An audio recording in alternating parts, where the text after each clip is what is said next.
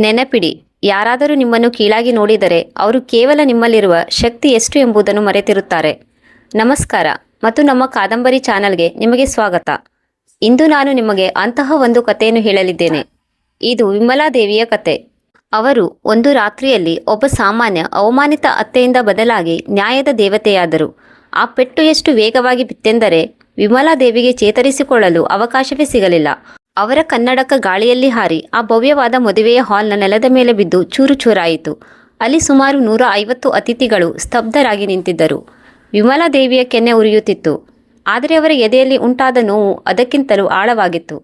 ಅವರ ಸೊಸೆ ತನಿಷಾ ತನ್ನ ಮದುವೆಯ ದಿನವೇ ಎಲ್ಲರ ಮುಂದೆ ಅತ್ತೆಯ ಕೆನ್ನೆಗೆ ಬಾರಿಸಿದ್ದಳು. ಕಾರಣವಿಷ್ಟೇ, ವಿಮಲಾದೇವಿ ತಮ್ಮ ಮನೆಯ ಕೀಲಿಗಳನ್ನು ಕೊಡಲು ನಿರಾಕರಿಸಿದ್ದರು. ಯಾರಾದರೂ ಇಷ್ಟು ಸ್ವಾರ್ಥಿಯಾಗಿದ್ದರೆ ಹೀಗೆಯೇ ಆಗುವುದು ಎಂದು ತನಿಷಾ ತನ್ನ ದುಬಾರಿ ಮದುವೆಯ ಉಡುಪನ್ನು ಸರಿಪಡಿಸಿಕೊಳ್ಳುತ್ತಾ ಕಿರಚುತ್ತಾ ಹೇಳಿದಳು. ನಿಮ್ಮ ವಯಸ್ಸಿನ ಮಹಿಳೆಗೆ ಅಷ್ಟು ದೊಡ್ಡ ಮನೆಯ ಅಗತ್ಯವಿಲ್ಲ. ಇದರ ನಂತರ ಮೌನ ಆವರಿಸಿತು. ಯಾರೊಬ್ಬರೂ ವಿಮಲಾದೇವಿಯ ಸಹಾಯಕ್ಕೆ ಕೈ ಚಾಚಲಿಲ್ಲ. ಕೆಲವು ಅತಿಥಿಗಳು ಅಸಹಜವಾಗಿ ಮುಖ ತಿರುಗಿಸಿದರೆ ಇನ್ನು ಕೆಲವರು ಪಿಸುಗುಡುತ್ತಿದ್ದರು. ಆದರೆ ಆ ಅವಮಾನಿತ ತಾಯಿಯ ಪರವಾಗಿ ಮಾತನಾಡುವ ಧೈರ್ಯ ಯಾರಿಗೂ ಇರಲಿಲ್ಲ. ವಿಮಲಾದೇವಿಯ ಮಗ ಅಮಿತ್ ನೆಲ ನೋಡುತ್ತಾ ಕಲ್ಲಿನ ಮೂರ್ತಿಯಂತೆ ನಿಂತಿದ್ದನು. ಅವನ ತಾಯಿ ಅಲ್ಲಿ ಇದ್ದಾಳೆ ಎಂಬ ಅರಿವೇ ಇಲ್ಲದಂತೆ. ತನಿಷಾ ತನ್ನ ಮಾತು ಮುಂದುವರಿಸಿದಳು. ಈಗ ನಿಮಗೆ ಇಲ್ಲಿ ಯಾವುದೇ ಜಾಗವಿಲ್ಲ. ಅಮಿತ್ ಮತ್ತು ನಾನು ನಮ್ಮ ಹೊಸ ಜೀವನ ಪ್ರಾರಂಭಿಸಲು ಏಕಾಂತ ಬೇಕು. ನಮಗೆ ಯಾವುದಾದರೂ ಉತ್ತಮ ಮನೆ ಸಿಗುವವರೆಗೆ ನಿನ್ನ ಆ ಭವ್ಯವಾದ ಅಪಾರ್ಟ್ಮೆಂಟ್ ನಮಗೆ ಸರಿಯಾಗಿರುತ್ತದೆ. ಅವಳ ಮಾತುಗಳಲ್ಲಿ ವಿಷ ತುಂಬಿತ್ತು. ಕಳೆದ ಹಲವು ತಿಂಗಳುಗಳಿಂದ ವಿಮಲಾದೇವಿ ತನಿಷಾಳ ಟೀಕೆಗಳನ್ನು ಕೇಳುತ್ತಿದ್ದರು. ಕೆಲವೊಮ್ಮೆ ಅವಳ ಹಳೆಯ ಬಟ್ಟೆಗಳ ಮೇಲೆ, ಕೆಲವೊಮ್ಮೆ ಅವರ 10 ವರ್ಷದ ಹಳೆಯ ಕಾರಿನ ಮೇಲೆ, ಇನ್ನು ಕೆಲವೊಮ್ಮೆ ಅವರ ಸರಳ ಜೀವನದ ಮೇಲೆ. ಆದರೆ ಇಂದು ತನಿಷಾ ಎಲ್ಲ ಮಿತಿಗಳನ್ನು ಮೀರಿದ್ದಳು. ವಿಮಲಾದೇವಿ ಮೆಲ್ಲನೆ ಎದ್ದರು. ಅವರ ಕಣ್ಣುಗಳಿಂದ ಕಣ್ಣೀರು ಹರಿಯುತ್ತಿತ್ತು. ಆದರೆ ಒಳಗಡೆ ಏನೋ ಶಾಶ್ವತವಾಗಿ ಬದಲಾಗಿ ಹೋಯಿತು. ಆ ಪೆಟ್ಟು ಕೇವಲ ದೈಹಿಕ ಗಾಯವಾಗಿರಲಿಲ್ಲ, ಅದು ಮಾನಸಿಕ ದಾಳಿಯಾಗಿತ್ತು. ವಿಮಲಾದೇವಿಯವರ ವಯಸ್ಸು 68 ವರ್ಷವಾಗಿತ್ತು. ಅವರು ಯಾವಾಗಲೂ ಸರಳತೆಯನ್ನು ಇಷ್ಟಪಡುತ್ತಿದ್ದರು. ಅವರು ವಾರದಲ್ಲಿ 3 ದಿನ ಒಂದು ಸಣ್ಣ ಹೂವಿನ ಅಂಗಡಿಯಲ್ಲಿ ಕೆಲಸ ಮಾಡುತ್ತಿದ್ದರು. ಹೊರಗಿನ ಪ್ರಪಂಚಕ್ಕೆ, ಅದರಲ್ಲೂ ವಿಶೇಷವಾಗಿ ತನಿಷಾಳಿಗೆ, ಅವರು ಕೇವಲ ಒಬ್ಬ ಸಾಮಾನ್ಯ ವಿಧವೆಯಾಗಿದ್ದರು.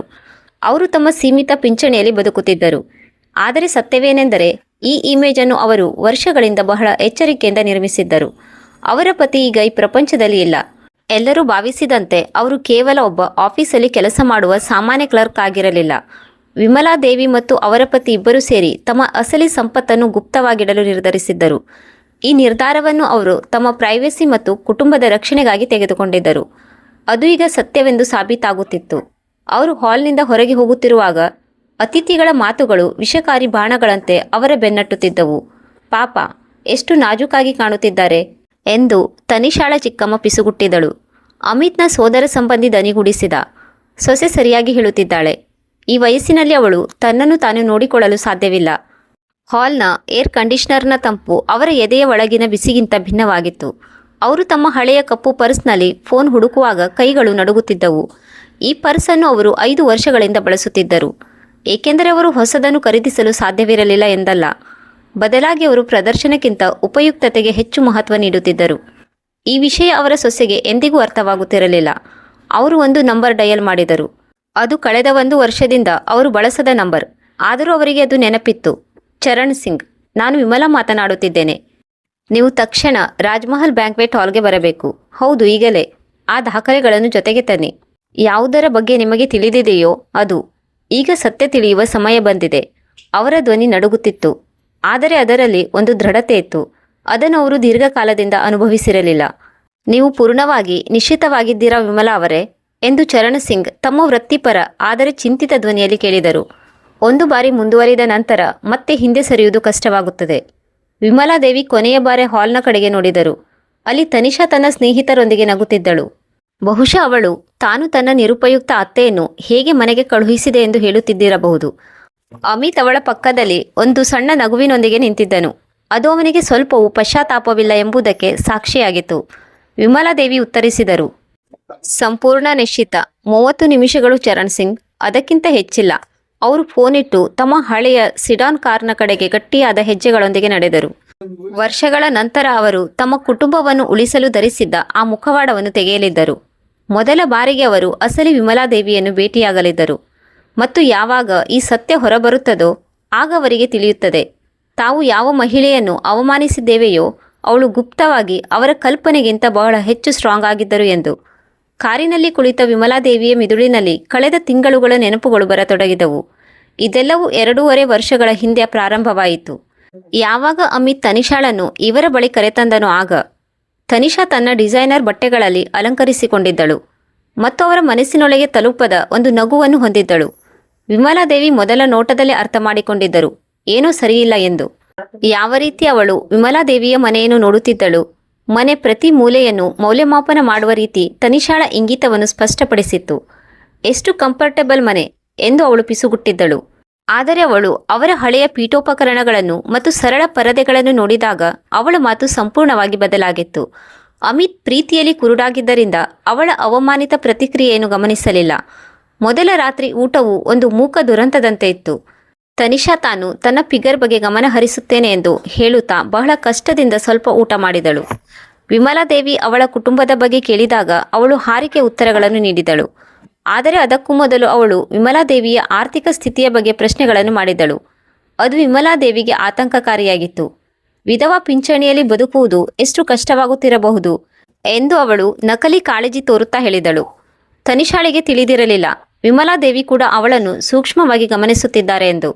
ಮುಂದಿನ ಕೆಲವು ತಿಂಗಳುಗಳಲ್ಲಿ ವಿಮಲಾದೇವಿ ಕೆಲವು ಇಂತಹ ವಿಷಯಗಳನ್ನು ಗಮನಿಸಿದರು. ಅದು ಅವರನ್ನು ಎಚ್ಚರಿಸುವಂತೆ ಮಾಡಿತು. ಯಾವಾಗಲೂ ಅವರು ಮನೆಗೆ ಬಂದಾಗ ಅವಳು ಪ್ರತಿ ಹಳೆಯ ವಸ್ತುವಿನ ಬಗ್ಗೆ ಟೀಕೆ ಮಾಡುತ್ತಿದ್ದಳು. ಆದರೆ ಅವಳ ಕಣ್ಣುಗಳು ಯಾವಾಗಲೂ ಯಾವುದು ನಿಜವಾಗಿಯೂ ಮುಖ್ಯವೋ ಅವುಗಳ ಮೇಲೆ ಇರುತ್ತಿದ್ದವು. ಬಿಲ್ಡಿಂಗ್ನ ಪ್ರೈಮ್ ಲೊಕೇಶನ್ ಬಾಲ್ಕನಿಯಿಂದ ಕಾಣುವ ಭವ್ಯವಾದ ನೋಟ ಮತ್ತು ಕೋಣೆಗಳ ಗಾತ್ರ. ಒಂದು ದಿನ ಅಮಿತ್ ಬಾತ್ರೂಮಿನಲ್ಲಿದ್ದಾಗ ವಿಮಲಾದೇವಿ ತನಿಷಾ ಅಡುಗೆ ಮನೆಯಲ್ಲಿ ಮೆಲ್ಲನೆ ಫೋನ್ನಲ್ಲಿ ಮಾತನಾಡುತ್ತಿರುವುದನ್ನು ಕೇಳಿಸಿಕೊಂಡರು. ಹೌದು ಅಮ್ಮ, ಅವನ ಅಮ್ಮನ ಅಪಾರ್ಟ್ಮೆಂಟ್ ಬಹಳ ದುಬಾರಿ ಪ್ರದೇಶದಲ್ಲಿದೆ. ಒಂದು ವೇಳೆ ನಾನು ಅವರನ್ನು ಬೇರೆ ಚಿಕ್ಕ ಮನೆಗೆ ಹೋಗಲು ಒಪ್ಪಿಸಿದರೆ ನಮಗೆ ಯಾವುದಾದರೂ ಉತ್ತಮ ಮನೆ ಸಿಗುವವರೆಗೆ ನಾವು ಇಲ್ಲಿ ಇರಬಹುದು. ಅವರು ತುಂಬ ಮುಗ್ಧರು. ಈ ಮಾತುಗಳು ವಿಮಲಾದೇವಿಗೆ ಚಾಕುವಿನಂತೆ ಚುಚ್ಚಿದವು. ಆದರೆ ಅವರು ತಮ್ಮ ಸಂಯಮ ಕಾಪಾಡಿಕೊಂಡರು. ಆ ಕ್ಷಣದಿಂದ ತನಿಷಾ ಜೊತೆಗಿನ ಪ್ರತಿ ಸಂಭಾಷಣೆಯು ಒಂದು ಜಾಗರೂಕತೆಯಿಂದ ನಡೆಸಲಾದ ನಾಟಕವಾಯಿತು. ತನಿಷಾ ತನ್ನ ಅತ್ತೆಯ ಆರೋಗ್ಯದ ಬಗ್ಗೆ ಚಿಂತಿಸುತ್ತಿರುವಂತೆ ನಾಟಕ ಮಾಡುತ್ತಿದ್ದಳು. ಇತ್ತ ವಿಮಲಾದೇವಿ ಮಾರ್ಗದರ್ಶನ ಅಗತ್ಯವಿರುವ ಹಾಗೆ ದುರ್ಬಲ ವೃದ್ಧ ಮಹಿಳೆಯಂತೆ ನಟಿಸುತ್ತಿದ್ದರು. ಆದರೆ ಒಳಗಿನಿಂದ ವಿಮಲಾದೇವಿ ಮಾಹಿತಿಯನ್ನು ಕಲೆ ಹಾಕುತ್ತಿದ್ದರು. ಅವರ ಹೆಜ್ಜೆಗಳನ್ನು ಅರ್ಥ ಮಾಡಿಕೊಳ್ಳುತ್ತಿದ್ದರು ಮತ್ತು ಅವಳ ಅಸಲಿ ಉದ್ದೇಶವನ್ನು ತಿಳಿಯುತ್ತಿದ್ದರು. ಇದು ಚದುರಂಗದ ಆಟದಂತಿತ್ತು. ಅಲ್ಲಿ ಇಬ್ಬರಿಗೂ ತಾವು ಗೆಲ್ಲುತ್ತಿದ್ದೇವೆ ಎಂದು ಅನಿಸುತ್ತಿತ್ತು. ಮುಂದಿನ ತಿಂಗಳುಗಳಲ್ಲಿ ತನಿಷಾಳ ಕುತಂತ್ರದ ಪ್ರಯತ್ನಗಳು ಮೆಲ್ಲನೆ ಹೆಚ್ಚಾಗತೊಡಗಿದವು. ಮೊದಲು ಮೆಲ್ಲನೆ ಸಲಹೆಗಳು ಬರುತ್ತಿದ್ದವು. ಅತ್ತೆ, ನಾನು ನಿಮ್ಮ ವಯಸ್ಸಿನವರಿಗಾಗಿ ಕೆಲವು ಸುಂದರ ಅಪಾರ್ಟ್ಮೆಂಟ್ಗಳನ್ನು ನೋಡಿದ್ದೇನೆ. ಅಲ್ಲಿ ಎಲ್ಲ ಸೇವೆಗಳು ಸಿಗುತ್ತವೆ ಮತ್ತು ಯಾವುದೇ ನಿರ್ವಹಣೆಯ ಚಿಂತೆ ಇರುವುದಿಲ್ಲ. ನಂತರ ನೇರ ಒತ್ತಡಗಳು ಬರತೊಡಗಿದವು. ನೀವು ಈ ವಯಸ್ಸಿನಲ್ಲಿ ಒಬ್ಬರೇ ಇರಲು ಸಾಧ್ಯವಿಲ್ಲ. ಇದು ಅಪಾಯಕಾರಿ. ಒಂದು ವೇಳೆ ನೀವು ಬಿದ್ದು ಯಾರಿಗೂ ಹಲವು ದಿನಗಳವರೆಗೆ ತಿಳಿಯದಿದ್ದರೆ ಪ್ರತಿ ವಾದವು ಅವರನ್ನು ಅಸಮರ್ಥ ಮತ್ತು ಅಸಹಾಯಕರೆಂದು ಬಿಂಬಿಸುವುದಾಗಿತ್ತು. ಅಮಿತ್ ವಿಮಲಾದೇವಿಯ ಸ್ವಂತ ಮಗ ಆದರೂ ಅವನು ಅದೇ ಮಾತುಗಳನ್ನು ಪುನರಾವರ್ತಿಸಲು ಪ್ರಾರಂಭಿಸಿದನು. ಯಾರೋ ಅವನಿಗೆ ಕಲಿಸಿದಂತೆ. ಅಮ್ಮ, ತನಿಷಾ ಸರಿಯಾಗಿ ಹೇಳುತ್ತಿದ್ದಾಳೆ. ನೀವು ಯಾವುದಾದರೂ ಚಿಕ್ಕ ಮತ್ತು ಸಂಭಾಳಿಸುವಂಥ ಜಾಗಕ್ಕೆ ಹೋಗುವುದು ಉತ್ತಮ. ತನ್ನ ಮಗ ಆ ಮಹಿಳೆಯ ಕೈಗೊಂಬೆಯಾಗುವುದನ್ನು ನೋಡುವುದು ಯಾವುದೇ ನೇರ ಅವಮಾನಕ್ಕಿಂತ ಹೆಚ್ಚು ನೋವಿನದಾಗಿತ್ತು. ಅವರ ನಿಶ್ಚಿತಾರ್ಥದ ಘೋಷಣೆಯ ನಂತರ ಮಾನಸಿಕ ಕಿರುಕುಳ ಇನ್ನೂ ಹೆಚ್ಚಾಯಿತು. ಭೇಟಿಗಳು ಹೆಚ್ಚಾದವು ಮತ್ತು ಒತ್ತಡಕಾರಿಯೂ ಆಗಿತ್ತು. ಈಗ ತನಿಷಾ ವೃದ್ಧರ ಕಮ್ಯುನಿಟಿಗಳಿಗಾಗಿ ರಿಯಲ್ ಎಸ್ಟೇಟ್ ಮ್ಯಾಗಜಿನ್ಗಳು ಮತ್ತು ಬ್ರೋಷರ್ಗಳನ್ನು ತರತೊಡಗಿದಳು. ನಾನು ಕೇವಲ ನಿಮಗಾಗಿ ಆಯ್ಕೆಗಳನ್ನು ಹುಡುಕುತ್ತಿದ್ದೇನೆ ಅತ್ತೆ. ನಿಮಗೆ ಅತ್ಯುತ್ತಮ ಜೀವನ ಸಿಗಬೇಕೆಂದು ನಾನು ಬಯಸುತ್ತೇನೆ ಎಂದು ಅವಳು ಹೇಳುತ್ತಿದ್ದಳು ಮತ್ತು ಆ ವಸ್ತುಗಳನ್ನು ಕಾಫಿ ಟೇಬಲ್ ಮೇಲೆ ಹರಡುತ್ತಿದ್ದಳು, ಯಾವುದೇ ವ್ಯಾಪಾರದ ಮಾತು ನಡೆಯುತ್ತಿರುವಂತೆ. ಆದರೆ ವಿಮಲಾದೇವಿ ಕೂಡ ತಮ್ಮ ರಿಸರ್ಚ್ ಮಾಡುತ್ತಿದ್ದರು. ಒಂದು ಮಧ್ಯಾಹ್ನ ಅವರು ಮದುವೆಯ ಖರೀದಿಗಾಗಿ ಹೊರಗೆ ಹೋದಾಗ ವಿಮಲಾದೇವಿ ತಮ್ಮ ಹಳೆಯ ಗೆಳತಿ ಕಮಲಾಳಿಗೆ ಫೋನ್ ಮಾಡಿದರು. ಅವರು ರಿಯಲ್ ಎಸ್ಟೇಟ್ನಲ್ಲಿ ಕೆಲಸ ಮಾಡುತ್ತಿದ್ದರು. ಕಮಲಾ, ನನಗೆ ನಿನ್ನ ಬಳಿ ಒಂದು ಕೆಲಸವಿದೆ ಎಂದು ವಿಮಲಾದೇವಿ ಹೇಳಿದರು. ಒಂದು ಜೋಡಿ ನನ್ನ ಅಪಾರ್ಟ್ಮೆಂಟ್ ಬಗ್ಗೆ ಬಹಳ ಆಸಕ್ತಿ ತೋರಿಸುತ್ತಿದೆ ಮತ್ತು ನಾನು ಅವರ ಅಸಲಿ ಆರ್ಥಿಕ ಸ್ಥಿತಿಯ ಬಗ್ಗೆ ತಿಳಿಯಲು ಬಯಸುತ್ತೇನೆ. ಹೊರಬಂದ ಸತ್ಯವು ವಿಮಲಾದೇವಿಯನ್ನು ಒಳಗಿನಿಂದ ನಡುಗಿಸಿತು. ಅಮಿತ್ ಮತ್ತು ತನಿಷಾ ಸಾಲದಲ್ಲಿ ಮುಳುಗಿದ್ದರು. ಅವರ ಮದುವೆಯ ಯೋಜನೆ, ಅದರ ಖರ್ಚು ಸುಮಾರು 40 ಲಕ್ಷವಾಗಿತ್ತು. ಅದು ಪೂರ್ಣವಾಗಿ ಕ್ರೆಡಿಟ್ ಕಾರ್ಡ್ ಮತ್ತು ಪರ್ಸನಲ್ ಲೋನ್ನಿಂದ ಮಾಡಲಾಗಿತ್ತು. ಅವರು ಯಾವ ಬಾಡಿಗೆ ಅಪಾರ್ಟ್ಮೆಂಟ್ನಲ್ಲಿ ವಾಸಿಸುತ್ತಿದ್ದರೋ ಅದರ ಬಾಡಿಗೆ ಪಾವತಿಸದ ಕಾರಣ ಅವರನ್ನು ಹೊರಹಾಕುವ ಹಂತದಲ್ಲಿತ್ತು. ಅವರ ಬಳಿ ಇರುವ ಐಷಾರಾಮಿ ಕಾರುಗಳ ಕಂತುಗಳು ಎಷ್ಟಿದ್ದವೆಂದರೆ ಅದನ್ನು ಅವರು ಭರಿಸಲು ಸಾಧ್ಯವಿರಲಿಲ್ಲ. ಅವರ ಜೀವನ ಶೈಲಿ ಒಂದು ಪ್ರದರ್ಶನವಾಗಿತ್ತು. ಅದು ಉಸಿರುಗಟ್ಟಿಸುವ ಸಾಲದ ಮೇಲೆ ನಿಂತಿತ್ತು. ಈಗ ಎಲ್ಲವೂ ಸ್ಪಷ್ಟವಾಗತೊಡಗಿತು. ಮದುವೆಯ ಆತುರ, ವಿಮಲಾದೇವಿಯನ್ನು ಮನೆ ಬಿಡುವಂತೆ ಒಪ್ಪಿಸುವುದು, ಅವರ ಆರ್ಥಿಕ ದೌರ್ಬಲ್ಯದ ಮೇಲೆ ಸತತವಾಗಿ ಟೀಕೆ ಮಾಡುವುದು ಈ ಜೋಡಿಯನ್ನು ಪ್ರೀತಿಯಲ್ಲ, ಬದಲಾಗಿ ತಮ್ಮ ಆರ್ಥಿಕ ಸಮಸ್ಯೆಗಳ ಪರಿಹಾರವನ್ನು ಹುಡುಕುವ ಹತಾಶ ಅಗತ್ಯವು ಒಂದುಗೂಡಿಸಿತ್ತು. ಮತ್ತು ವಿಮಲಾದೇವಿಯ ಅಪಾರ್ಟ್ಮೆಂಟ್ ನಗರದ ಅತಿ ಪಾಶ್ ಪ್ರದೇಶಗಳಲ್ಲಿ ಇತ್ತು. ಅದು ಅವರ ಜೀವನಾಧಾರವಾಗಿತ್ತು. ಈ ಸತ್ಯವೇ ವಿಮಲಾದೇವಿಗೆ ಒಂದು ಪೆಟ್ಟಿನಂತೆ ಅನುಭವವಾಯಿತು. ಯಾರನ್ನು ಅವರು ಪ್ರಾಮಾಣಿಕತೆ ಮತ್ತು ಕಠಿಣ ಪರಿಶ್ರಮದ ಸಂಸ್ಕಾರದೊಂದಿಗೆ ಬೆಳೆಸಿದ್ದರೋ ಅವನು ಕುತಂತ್ರ ಮತ್ತು ವಂಚನೆಯ ಸುಲಭ ಮಾರ್ಗ ಆರಿಸಿಕೊಂಡಿದ್ದನು. ಅವನೊಬ್ಬ ಸ್ವಾರ್ಥಿ ಮಹಿಳೆಗೆ ತನ್ನ ಸ್ವಂತ ತಾಯಿ ಪ್ರೀತಿ ಮತ್ತು ಗೌರವ ನೀಡಲು ಅರ್ಹರಾದ ವ್ಯಕ್ತಿಯಲ್ಲ, ಬದಲಾಗಿ ಶೋಷಣೆ ಮಾಡಲು ಅರ್ಹವಾದ ಒಂದು ಸಂಪನ್ಮೂಲ ಎಂದು ನಂಬುವಂತೆ ಮಾಡಿದನು. ಮದುವೆಗೆ ಕೆಲವು ವಾರಗಳ ಮೊದಲು ಅವರ ಪ್ರಯತ್ನಗಳು ಇನ್ನೂ ಹೆಚ್ಚು ಆಕ್ರಮಣಕಾರಿಯಾದವು.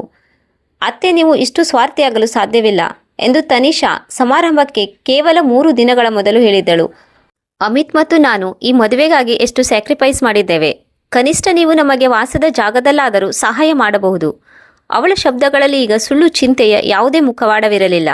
ಇದು ಕೌಟುಂಬಿಕ ಉಪಕಾರದ ರೂಪದಲ್ಲಿ ಅಡಗಿರುವ ಒಂದು ನೇರ ಆದೇಶವಾಗಿತ್ತು. ಆ ರಾತ್ರಿ ವಿಮಲಾದೇವಿ ಒಂದು ನಿರ್ಧಾರ ಮಾಡಿದರು. ಅದು ಎಲ್ಲವನ್ನು ಬದಲಾಯಿಸಿತು. ಅವರು ತಮ್ಮ ಆರ್ಥಿಕ ಸಲಹೆಗಾರ ಚರಣ್ ಸಿಂಗ್ ಅವರಿಗೆ ಫೋನ್ ಮಾಡಿದರು.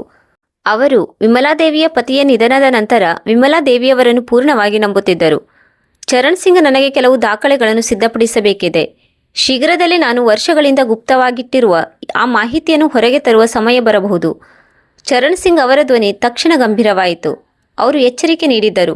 ಒಂದು ಬಾರಿ ಈ ಮಾಹಿತಿ ಬಹಿರಂಗಗೊಂಡರೆ ಅದನ್ನು ವಾಪಸ್ ಪಡೆಯುವುದು ಕಷ್ಟ ಮತ್ತು ಇದು ಕೌಟುಂಬಿಕ ಸಂಬಂಧಗಳ ಮೇಲೆ ವಿನಾಶಕಾರಿ ಪರಿಣಾಮ ಬೀರಬಹುದು ಎಂದು. ಆದರೆ ವಿಮಲಾದೇವಿ ಮೊದಲೇ ಮನಸ್ಸು ಮಾಡಿದ್ದರು. ಯಾವ ಕುಟುಂಬವನ್ನು ಅವರು ಮೌನದಿಂದ ರಕ್ಷಿಸಲು ಪ್ರಯತ್ನಿಸುತ್ತಿದ್ದರೋ ಅದೇ ಕುಟುಂಬವು ಅವರಿಗೆ ವಂಚನೆ ಮಾಡಲು ನಿರ್ಧರಿಸಿತ್ತು. ಮತ್ತು ಈಗ ತಮ್ಮ ಕಾರಿನಲ್ಲಿ ಕುಳಿತು ಹಾಲ್ನ ಪಾರ್ಕ್ನಲ್ಲಿ ಚರಣ್ ಸಿಂಗ್ ಅವರಿಗಾಗಿ ಕಾಯುತ್ತಿರುವಾಗ ವಿಮಲಾದೇವಿಗೆ ಅರಿವಾಯಿತು, ಸತ್ಯದ ಕ್ಷಣ ಬಂದಿದೆ ಎಂದು. ಕೇವಲ 25 ನಿಮಿಷಗಳ ನಂತರ ತನಿಷಾ, ಅಮಿತ್ ಮತ್ತು ಆ ಎಲ್ಲ ಅತಿಥಿಗಳು ಯಾರು ಅವರನ್ನು ದಯೆಯ ದೃಷ್ಟಿಯಿಂದ ನೋಡುತ್ತಿದ್ದರೋ ಅವರಿಗೆ ತಿಳಿಯಲಿದೆ ವಿಮಲಾದೇವಿ ವಾಸ್ತವವಾಗಿ ಯಾರು ಎಂದು. 25 ನಿಮಿಷಗಳ ನಂತರ ಸುಳ್ಳು ಮತ್ತು ಲೋಭದ ಮೇಲೆ ನಿಂತ ಅವರ ಭವ್ಯ ಪ್ರಪಂಚ ಮರಳಿನ ಅರಮನೆಯಂತೆ ಕುಸಿಯಲಿತ್ತು. ಪಾರ್ಕ್ನಲ್ಲಿ ಗಾಳಿ ಬೀಸುತ್ತಿತ್ತು ಮತ್ತು ಮರಗಳ ಎಲೆಗಳು ಶಬ್ದ ಮಾಡುತ್ತಿದ್ದವು. ವಿಪರ್ಯಾಸವೆಂದರೆ ಇಷ್ಟು ಸುಂದರವಾದ ರಾತ್ರಿಯಲ್ಲಿ ಎಷ್ಟೋ ಭ್ರಮೆಗಳು ಶಾಶ್ವತವಾಗಿ ಅಳಿಸಿ ಹೋಗಲಿದ್ದವು. ಅವರಿಗೆ ನೆನಪಿದೆ, ಮದುವೆಗೆ 2 ವಾರಗಳ ಮೊದಲು ತನಿಷಾ ತನ್ನ ಪೋಷಕರೊಂದಿಗೆ ಬಂದು ಒಂದು ಮುಖ್ಯ ಕೌಟುಂಬಿಕ ಸಭೆ ನಡೆಸಿದ್ದಳು. ಇದು ಒಂದು ಪೂರ್ಣವಾಗಿ ಯೋಜಿತ ಬಲೆಯಾಗಿತ್ತು. ತನಿಷಾಳ ತಾಯಿ ವಿಮಲಾದೇವಿಯವರನ್ನು ಕೇವಲ ಒಂದು ಉಪ್ಪಟಳದ ಕೀಟದಂತೆ ನೋಡುತ್ತಾ ಮಾತು ಪ್ರಾರಂಭಿಸಿದರು. ವಿಮಲಾ, ನಾವು ನಿಮ್ಮ ಭವಿಷ್ಯದ ಬಗ್ಗೆ ಮಾತನಾಡಲು ಬಯಸುತ್ತೇವೆ. ತನಿಷಾಳ ತಂದೆ ಇವರ ಮನೆಯನ್ನು ಒಂದು ಆಸ್ತಿಯಂತೆ ನೋಡುತ್ತಿದ್ದರು. ಅವರು ಹೇಳಿದರು, ನಿಮ್ಮ ವಯಸ್ಸಿನಲ್ಲಿ ಇಷ್ಟು ದೊಡ್ಡ ಮನೆಯಲ್ಲಿ ಒಬ್ಬರೇ ಇರುವುದು ಕೇವಲ ಅನಗತ್ಯ ಮಾತ್ರವಲ್ಲ, ಅಪಾಯಕಾರಿ ಕೂಡ ಹೌದು. ಅಮಿತ್ ಇಡೀ ಸಂಭಾಷಣೆಯ ಉದ್ದಕ್ಕೂ ಸುಮ್ಮನೆ ಕುಳಿತಿದ್ದನು. ಕೇವಲ ಒಬ್ಬ ತರಬೇತಿ ಪಡೆದ ಕೈಗೊಂಬೆಯಂತೆ ಆಗಾಗ ತಲೆಯಾಡಿಸುತ್ತಿದ್ದನು. ವಿಮಲಾದೇವಿಯವರನ್ನು ಒಂದು ಅಡ್ಡಿ ಎಂದು ಭಾವಿಸುವ ಆ ಕುಟುಂಬದ ಜೊತೆ ಅವನು ಅಲ್ಲಿ ಕುಳಿತಿರುವುದನ್ನು ನೋಡುವುದು ಹೇಗಿತ್ತೆಂದರೆ ಅವರು ತಮ್ಮ ಮಗ ತಮ್ಮ ಕಣ್ಣ ಮುಂದೆಯೇ ಸಾಯುವುದನ್ನು ನೋಡಿದಂತೆ ಇತ್ತು. ಅಮಿತ್ ಹೇಳಿದನು, ಅಮ್ಮ, ಇವರು ಸರಿಯಾಗಿ ಹೇಳುತ್ತಿದ್ದಾರೆ. ತನಿಷಾ ಮತ್ತು ನಾನು ಮಾತನಾಡಿದ್ದೇವೆ ಮತ್ತು ನಾವು ಯೋಚಿಸುತ್ತೇವೆ ನಿನಗಾಗಿ ನಿನ್ನ ವಯಸ್ಸಿಗೆ ತಕ್ಕಂತೆ ಹೆಚ್ಚು ಸೂಕ್ತವಾದ ಜಾಗಕ್ಕೆ ಹೋಗುವುದು ಉತ್ತಮ ಎಂದು. ನನ್ನ ವಯಸ್ಸಿಗೆ ಸೂಕ್ತ? ವಿಮಲಾದೇವಿ ಪುನರಾವರ್ತಿಸಿದರು. ಅವರ ಒಳಗಡೆ ಕೋಪ ಕುದಿಯಲು ಪ್ರಾರಂಭವಾಯಿತು. ಮತ್ತು ಯಾರು ನಿರ್ಧರಿಸುತ್ತಾರೆ ನನಗಾಗಿ ಯಾವುದು ಸೂಕ್ತ ಎಂದು? ತನಿಷಾಳ ತಾಯಿ ತನ್ನ ಪತಿಯೊಂದಿಗೆ ಕಣ್ಣು ಮಿಲಾಯಿಸಿದಳು. ವಿಮಲಾದೇವಿಯ ಶಬ್ದಗಳು ಅವರ ಯೋಜನೆಯನ್ನು ದೃಢೀಕರಿಸಿದವು ಎಂಬಂತೆ. ವಿಮಲಾ, ನಾವು ಅರ್ಥ ಮಾಡಿಕೊಳ್ಳುತ್ತೇವೆ, ಇದು ಒಪ್ಪಿಕೊಳ್ಳುವುದು ಕಷ್ಟವಾಗಬಹುದು. ಆದರೆ ನೀವು ಅಮಿತ್ ಮತ್ತು ತನಿಷಾಳ ಉತ್ತಮ ಭವಿಷ್ಯದ ಬಗ್ಗೆ ಯೋಚಿಸಬೇಕು. ಅವರ ಉತ್ತಮ ಭವಿಷ್ಯಕ್ಕಾಗಿ ವಿಮಲಾದೇವಿ ಮೆಲ್ಲಗೆ ಹೇಳಿದರು. ಆ ಪಿತೂರಿಯ ಅಸಲಿ ಉದ್ದೇಶವನ್ನು ಅವರು ಅರ್ಥ ಮಾಡಿಕೊಳ್ಳಲು ಪ್ರಾರಂಭಿಸಿದರು. ಮತ್ತು ನನಗೆ ಅನಿಸುತ್ತದೆ, ನನ್ನ ಅಪಾರ್ಟ್ಮೆಂಟ್ ಅವರ ಮದುವೆಯ ಜೀವನ ಪ್ರಾರಂಭಿಸಲು ಪರ್ಫೆಕ್ಟ್ ಆಗಿರುತ್ತದೆ, ಹೌದಲ್ಲವೇ? ಈ ಪ್ರಶ್ನೆಯ ನಂತರ ಬಂದ ವಿಚಿತ್ರ ಮೌನವೇ ಅವರಿಗೆ ಉತ್ತರವಾಗಿತ್ತು. ಅವರು ಈ ಸಂಭಾಷಣೆಯ ಪ್ರತಿ ಡೀಟೇಲ್ಗಳನ್ನು ಮೊದಲೇ ಯೋಜಿಸಿದ್ದರು. ತನಿಷಾ ಆ ಕ್ಷಣದಲ್ಲಿ ನಿಯಂತ್ರಣವನ್ನು ತನ್ನ ಕೈಗೆ ತೆಗೆದುಕೊಂಡಳು. ಭಾವನಾತ್ಮಕ ಕುತಂತ್ರದ ತನ್ನ ಎಲ್ಲ ಆಯುಧಗಳನ್ನು ಬಳಸುತ್ತಾ, ಅತ್ತೆ, ಇದು ಕೇವಲ ಅಪಾರ್ಟ್ಮೆಂಟ್ ಬಗ್ಗೆ ಅಲ್ಲ, ಇದು ನಿಮ್ಮ ಆರೋಗ್ಯದ ಬಗ್ಗೆ ನಾವು ರಿಸರ್ಚ್ ಮಾಡಿದ್ದೇವೆ ಮತ್ತು ನಿಮ್ಮ ವಯಸ್ಸಿನವರಿಗಾಗಿ ಒಂದು ಅದ್ಭುತವಾದ ನಿವಾಸ ಸ್ಥಳವನ್ನು ಹುಡುಕಿದ್ದೇವೆ. ಅಲ್ಲಿ 24 ಗಂಟೆ ಚಿಕಿತ್ಸಾ ಸೇವೆಗಳು, ಸಾಮಾಜಿಕ ಚಟುವಟಿಕೆಗಳು ಮತ್ತು ಸಿದ್ಧಪಡಿಸಿದ ಊಟ ಸಿಗುತ್ತದೆ. ನೀವು ನಿಮ್ಮ ಸ್ಥಿತಿಯನ್ನು ಅರ್ಥ ಮಾಡಿಕೊಳ್ಳುವವರ ಜೊತೆ ಗೆಳೆತನ ಮಾಡಬಹುದು. ವಿಮಲಾದೇವಿಗೆ ಅವಳ ನಕಲಿ ನಗು ಕಂಡು ವಾಕರಿಕೆ ಬರತೊಡಗಿತು. ನನ್ನ ಸ್ಥಿತಿ? ವಿಮಲಾದೇವಿ ಭ್ರಮೆಯಂತೆ ನಟಿಸುತ್ತಾ ಕೇಳಿದರು. ಮತ್ತು ನಿಮಗೆ ಏನು ಅನಿಸುತ್ತದೆ ನಾನು ಯಾವ ಸ್ಥಿತಿಯಲ್ಲಿದ್ದೇನೆ ಎಂದು? ತನಿಷಾ ಬೆಂಬಲಕ್ಕಾಗಿ ಅಮಿತ್ನನ್ನು ನೋಡಿದಳು. ನಂತರ ಉತ್ತರಿಸಿದಳು, ಒಂಟಿತನ, ಆರ್ಥಿಕ ಅನಿಶ್ಚಿತತೆ, ತನ್ನ ಕಾಳಜಿ ತಾನೇ ವಹಿಸಲು ಸಾಧ್ಯವಾಗದ ಭಯ. ಇದು ನಿಮ್ಮ ವಯಸ್ಸಿನಲ್ಲಿ ಸಾಮಾನ್ಯ ಅತ್ತೆ. ಸಹಾಯದ ಅಗತ್ಯವಿದ್ದಾಗ ನಾಚಿಕೆ ಪಡುವ ಅಗತ್ಯವಿಲ್ಲ. ಈ 28 ವರ್ಷದ ಮಹಿಳೆಯ ಧೈರ್ಯ ಕಂಡು ವಿಮಲಾದೇವಿ ಒಂದು ಕ್ಷಣ ಕಕ್ಕಾಬಿಕ್ಕಿಯಾದರು. ಆದರೆ ನಂತರ ಅವಳ ಕಣ್ಣುಗಳಲ್ಲಿ ಕಂಡ ಸತ್ಯ, ಅದು ಅವರನ್ನು ಒಳಗಿನಿಂದ ನಡುಗಿಸಿತು. ಸಂಪೂರ್ಣ ನಿಶ್ಚಿತತೆ. ಅವಳಿಗೆ ಇವರ ಜೀವನ, ಇವರ ಮನೆ, ಇವರ ನಿರ್ಧಾರಗಳ ಮೇಲೆ ಅಧಿಕಾರವಿದೆ ಎಂಬ ಭಾವನೆ. ಅವಳಿಗೆ ವಿಮಲಾದೇವಿ ಸ್ವತಂತ್ರ ವ್ಯಕ್ತಿಯಾಗಿರಲಿಲ್ಲ, ಬದಲಾಗಿ ಒಂದು ಅಡ್ಡಿಯಾಗಿದ್ದರು. ಅದನ್ನು ಸಾಧ್ಯವಾದಷ್ಟು ಕಡಿಮೆ ಪ್ರತಿರೋಧದೊಂದಿಗೆ ತೆಗೆದುಹಾಕಬೇಕಿತ್ತು. ನಾವು ಲೆಕ್ಕ ಹಾಕಿದ್ದೇವೆ ಎಂದು ತನಿಷಾಳ ತಂದೆ ಒಂದು ಫೋಲ್ಡರ್ ತೆಗೆಯುತ್ತಾ ಹೇಳಿದರು. ಅದನ್ನು ಅವರು ಮೊದಲೇ ಸಿದ್ಧಪಡಿಸಿದರು. ಮನೆಯ ಖರ್ಚು ಸುಮಾರು ತಿಂಗಳಿಗೆ 2 ಲಕ್ಷ ಆಗುತ್ತದೆ. ನಿಮ್ಮ ಅಪಾರ್ಟ್ಮೆಂಟ್ ಮಾರಾಟ ಮಾಡಿದರೆ ನಿಮ್ಮ ಬಳಿ ಹಲವು ವರ್ಷಗಳವರೆಗೆ ಇದನ್ನು ಕವರ್ ಮಾಡಲು ಸಾಕಾಗುವಷ್ಟು ಹಣ ಇರುತ್ತದೆ ಮತ್ತು ಸ್ವಲ್ಪ ಹಣ ಉಳಿಯುತ್ತದೆ. ಅದು ಅಮಿತ್ ಮತ್ತು ತನಿಷಾ ಅವರ ಮದುವೆಯ ಆರಂಭಿಕ ಖರ್ಚುಗಳಿಗೆ ಸಹಾಯವಾಗುತ್ತದೆ. ಇದು ಬೆತ್ತಲೆ ಹಸಿ ಸತ್ಯವಾಗಿತ್ತು. ಇದು ಅವರ ಆರೋಗ್ಯ ಮತ್ತು ಸುರಕ್ಷತೆಯ ಬಗ್ಗೆ ಆಗಿರಲಿಲ್ಲ, ಇದು ಹಣದ ಬಗ್ಗೆ ಇತ್ತು. ಇದು ಅವರ ಮನೆಯನ್ನು ನಗದಾಗಿ ಬದಲಾಯಿಸಿ ಅವರ ಅಸ್ಥಿರ ಜೀವನ ಶೈಲಿಗೆ ಹಣ ಒದಗಿಸುವುದರ ಬಗ್ಗೆ ಇತ್ತು.